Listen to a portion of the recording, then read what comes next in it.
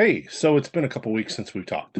The videos for this course are something that I've added in.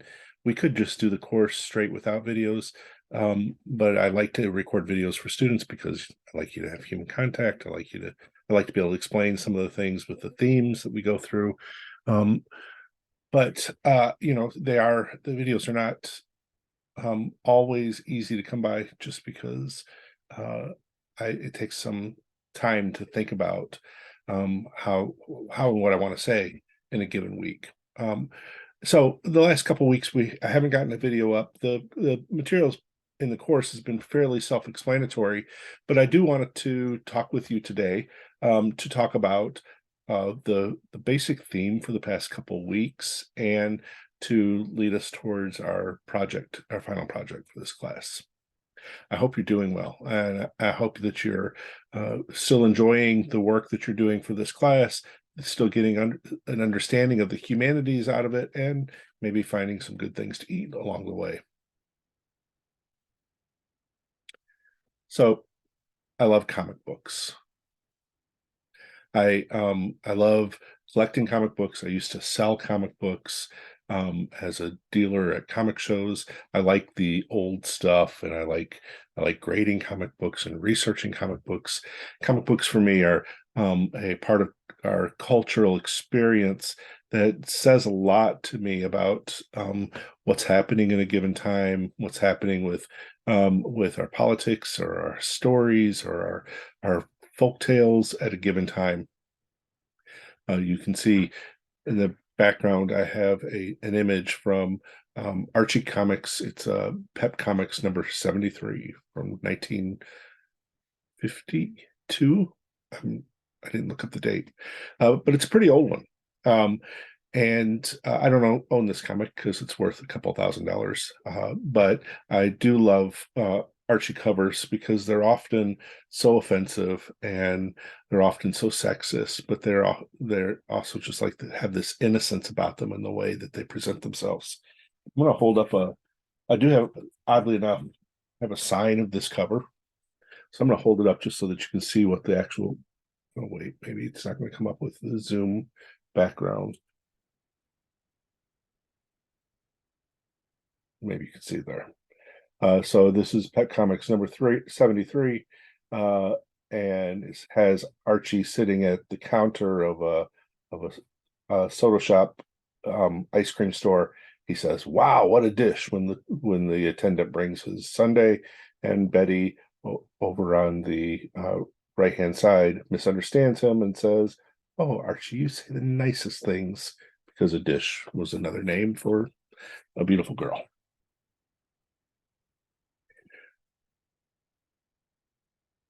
I think sometimes students are confused or surprised when they hear me say I like comics or I like video games. Maybe because I'm old, and maybe because it doesn't seem like somebody my age should like these kind of things, but also because I'm a English professor. I study Englishy stuff. I studied art and literature. I'm a humanities professor, and I know fine art, and I present fine art to students and ask them to up their cultural game.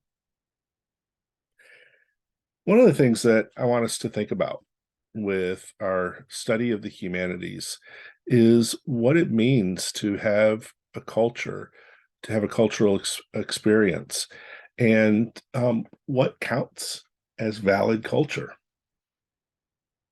I'm going to share my screen if I can see where there it is.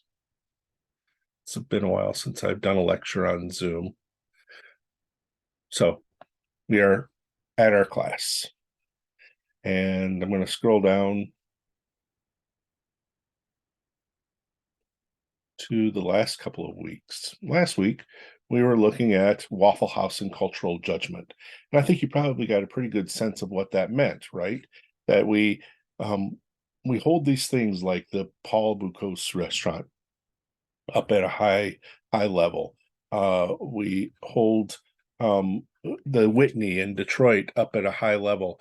And then we look at things like the Waffle House as if it's just something for lower class people. A lot of our judgments, our cultural judgments, get tied into our class based experience. And just in case you haven't had a whole lot of sociology or economics, just uh, in case you're not sure what that means, and I'm sure most of you do, but we in most cultures have a way of determining how people have a lived experience based on their economic lives, so that you have what was is called high class people, middle class people, and low class people, although we don't usually use these terms as much anymore except for middle class. And what the class is, how much money you make, what your cultural experience is like based on that money. And for the most part, because rich people run the world, we have always thought that the high class people, the high class cultural experience was more valid, more artistic, more special, more meaningful than the low class experience. And that moves into our aesthetics, our ways of understanding what is beautiful, what is meaningful, what is important, as we look at a painting versus an Archie cover, as we look at a fine dining experience at Chef Thomas Keller's The French Laundry versus eating hash browns at Waffle House. And we tend to snoot up our nose about the French Laundry, and we tend to crinkle our nose and sneer at the hash browns. Just like we may snoot up our nose at looking at a beautiful painting in a museum that's worth millions of dollars, and then crinkle up our nose at somebody reading an Archie comic.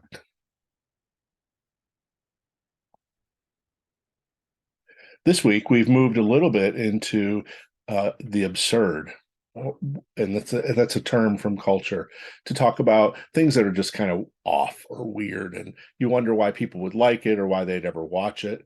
Uh, in addition to comics, I'm a fan of punk music, and I tried to play a Dead Kennedys song for my classes this week, and they just weren't having it. They didn't understand it. They didn't like it. They thought it was weird. Well, some people might look at a uh, burger shop game as being weird or a waste of time. Some people might look at a um, Subway sandwich as being gross or weird or a waste of time. Some people might look at paintings made out of sandwiches as just being goofball. Generally, those kind of judgments that we make of each other and our cultural experiences are based in a type of class-based analysis, or at the very least based on a sense that is good art or bad art, good cultural experience or bad cultural experience. And again, let me just remind you that what determines what is a good cultural experience versus a bad cultural experience generally depends on economics of the situation. Those who can afford more, who can afford better experiences, generally look down on those who cannot afford to go to those experiences. And those people make a lot of assumptions about what the cultural experience of people with less money are. From a humanities point of view, I think what we want to say is, if you're going to go and recreate the Mona Lisa out of a piece of bread, olive loaf, and olives, then that's a valid cultural experience. It's an important cultural experience. If you want to go play video games to practice making burgers, we have to say, from the humanities point of view, that is valid and important and worthwhile and worth analyzing. Now, certainly, we can go and do some aesthetic judgment. We can go and review things and say this was a better example of art than this one, or this was a more relevant, well thought out piece of work than this one. We can make those kind of judgments, but what we have to be very careful of in humanities is to make sure that our judgments are not class-based or race-based, cultural-based, historical-based, that we don't look at something that was produced by a different type of person in a different type of world and say, that's wrong or that's bad, which is generally how it's happened in our culture. There's a reason why there has been a movement in the last 40 years to say we shouldn't just read white male authors. And the reason is because those white male authors in literature were always held up as being the great American works, the great works of society. And what people didn't stop and ask before, like 40 years ago, was, wait a minute, why are they all white? Why are they all male? Now, maybe we would have somebody who got into what is called the canon, the great works, occasionally like a Frederick Douglass or like a Emily Dickinson, somebody who represented something different than white male. But for the most part, it was all white men. I'm a white man. I don't know if you noticed that. But what we have to stop and ask is what are the cultural assumptions we make based on the culture that controls culture, based on the people that control culture? Are we going to actually say that this painting is more beautiful than this painting because it represents a more white point of view? Or are we going to say that this restaurant is more tasty or better than this restaurant because it represents an upper middle class or an upper class point of view?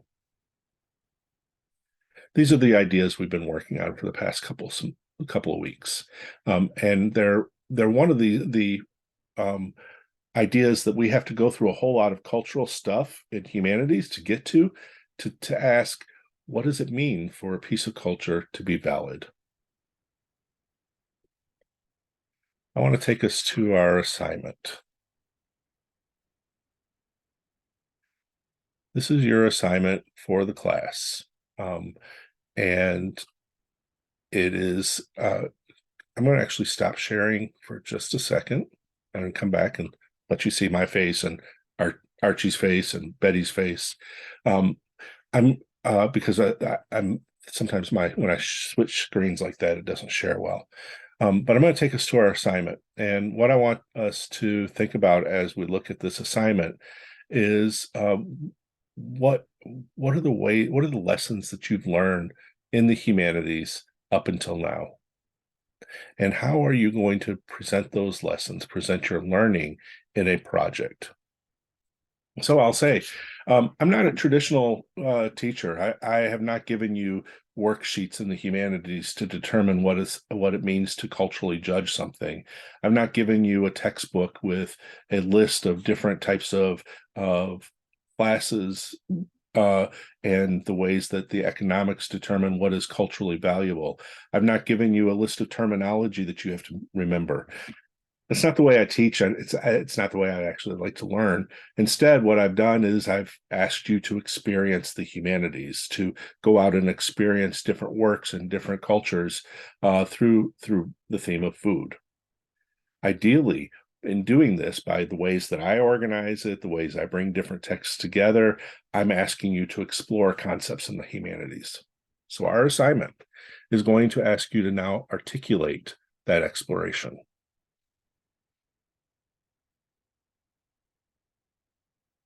Here is your assignment. It's on our weekly work this week, but I'm going to go ahead and read it to you so that you can get a sense of the assignment and so that I can talk to about some things with it.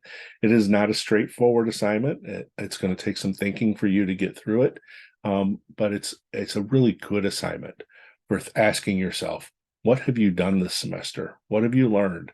And how have the humanities become more meaningful for you? So the project's called Four of a Kind. It's a poker term. You have four cards of different suits. This project will ask you to take all your learning, all your experience, all your themes, and apply them to the texts you find on your own. In your project, you will present 4 different texts from your culture that represent both food and an idea about the humanities. The text will be varied between age, genre, high and low culture, and identity representation. Your goal in gathering these texts is to find a group of diverse cultural texts and show how they collectively reveal something important about human culture and production. So I've got a list of guidelines down below, and we're going to go through those, but just a real quick overview. You've learned lots of things in the humanities. I want you to think about one particular thing that you've learned, something that was meaningful to you, and then go out and find 4 cultural texts that relate to that thing that you learned. And those texts, of course, have to be about food because that's our thing. So, and this next paragraph explains that a little bit more. In order to develop this project, you should think about what you have learned about the humanities this semester. What lessons seem meaningful? Um, I lost my place. What lessons seem meaningful for our culture, interesting for people who want to know more about the humanities, personally relevant to your life, and or important for students of the humanities? How would you identify the main lessons of this class this semester? And after you've identified what meanings you want to establish, I'm sorry, after you've identified what meanings you want to establish, you will then go out and look for 4 texts that will allow you to provide evidence of your and analysis of your meanings. You're then going to create your own text that highlights the 4 texts and your meanings. So this might be a little harder than it appears. Really, it is just asking you to find 4 different texts, one idea, and represent it. But there are some thinking things that I'm asking you to go through here, some writing things that I'm asking you to do to be able to really do this assignment well. This and in this next part, I explain kind of what I was talking about before. This class has intentionally not presented a bullet point approach to the humanities. We've had few lessons or projects where I have told you what the humanities are or how you should understand them. Instead, you've been invited to discover the humanities through your own exploration. This project is asking you to make those explorations meaningful to others. So, your project's going to be based on these guidelines. You create a well-organized, carefully designed text that explores one claim about the humanities and reveals 4 food-themed texts related to that claim. That's the basic project. Your text must be presented in images or video. Ideally, you're going to create the images and video yourself and not just copy material from the internet. I would love to see a project where you've gone out into Metro Detroit and you found 4 texts on your own in libraries or on the streets or in a restaurant and around the city, that you found 4 texts of your own and that you've got your own pictures and your own explanations to these places. Number 3, the text you present must show at, oh, I've got a typo there. The text you present must show at least 4 different, or must show 4 different genres and forms of arts or culture. Okay, that I messed that up. I got to go back and fix this writing. The texts that are going to come from 4 different genres or 4 different forms of culture. So over here you have a restaurant, and you take a couple photos of that, like the time when I asked you to go out to a restaurant. Here you have a movie that's about food, and you present the movie poster as your image. Over here you have a poem about food, and you present an image of the poem.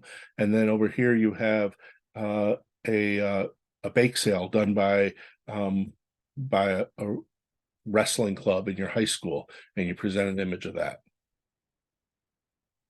4 different images, 4 different texts created in different places. So that goes on to the further requirements. And I'm sorry, I'm stumbling over this a little bit. So not only do you have to have 4 different genres or forms of art and culture, you've got to have 4 different people or groups of people that have created these. They can't come from the same creator. The text must come from at least 2 different historical eras. So I want you to go find something that comes from a different time than just 2023, or 2 different things from 2 different eras or more. Your text must represent at least 2 different identity types, that is ethnic, sexual, religious, cultural identity types. And I'm not going to be specific here, like say you've got to have text by 2 different races or 2 different sexualities, but I do want to see some diversity in your text. I don't want you to just pick the same type of text by the same type of people. And this gets to the example. In other words, you cannot submit 4 paintings from the 1960s by 2 different Latinx painters. You can submit a painting from the 60s, a sculpture from the 70s, a novel from the 1850s, and a building from the year 2023, so long as you are submitting works from creators who identify in diverse ways. This should be fairly clear, even if we're stumbling over the words a little bit. Number 4, at least 2 of your texts must come from Metro Detroit. That's pretty self-explanatory, but, this is a class that is being taught in Metro Detroit. That is our immediate local culture, and I want you to be able to use text from this area. Number 5, your project will start with an introduction that establishes the meaning that is driving your 4 of a kind, briefly introduces each text and how they relate to your meaning, and discusses how and why these texts belong together. If you're presenting your project as a paper or a PowerPoint, your introduction should be at least 2 pages in length. So we haven't talked about the genre of your production. You can pick any number of ways to do this. You can write a paper, you can do a PowerPoint, you can create a documentary. You can do this assignment in the way that you want to do it, but you're going to have to do some preparation here of the words that you're going to be using, and that includes doing an introduction. It also includes number 6, each image or video of your text will be accompanied by a paragraph that points out why each text fits into your 4 of a kind. Your paragraph should include an explanation that covers the genre, creator, era, and local historical context of the text. So have an introduction, and then you present your first image, and then you have an overview of that image and why it's important for what you're doing. You present the second image, you have an overview of that image. So this is talking about paragraphs, and that again is if you're going to be writing a paper or a PowerPoint, you can use paragraphs. If you're creating a documentary film, it's harder to use paragraphs. So you would probably just include some writing that you've done and speak it over your images. Number 7, you will need to meet at least 2/3 of posting requirements for discussion boards on this project in upcoming weeks. So every week we're going to have a discussion board or 2, or discussion board on the project. The first one will be, hey, what are some of your ideas for this project? What kind of meanings are you getting to? And you're going to have to participate in that. The second one might be share one of your texts that you've selected and tell us why it's important, or so on. In addition to those posting requirements, you're going to need to submit both a presentation of your work for your classmates and a final draft of your work to the professor. So we're not going to be doing a workshop for this assignment the way we did in the first one. Instead, we're going to present our work to each other, and then you're going to present a final draft of it to me. Number 9, your project must be original in both ideas and presentation. It must be carefully prepared, showing college level writing and proofreading, and it must be adequately cited with a works cited page to show sources that you use for images and ideas that are not your own. So that sounds like a lot when it's all on paper. Conceptually, the assignment's not all that difficult. You've got a meaning, you've got 4 texts to show that meaning, you're going to do a little bit of writing about it.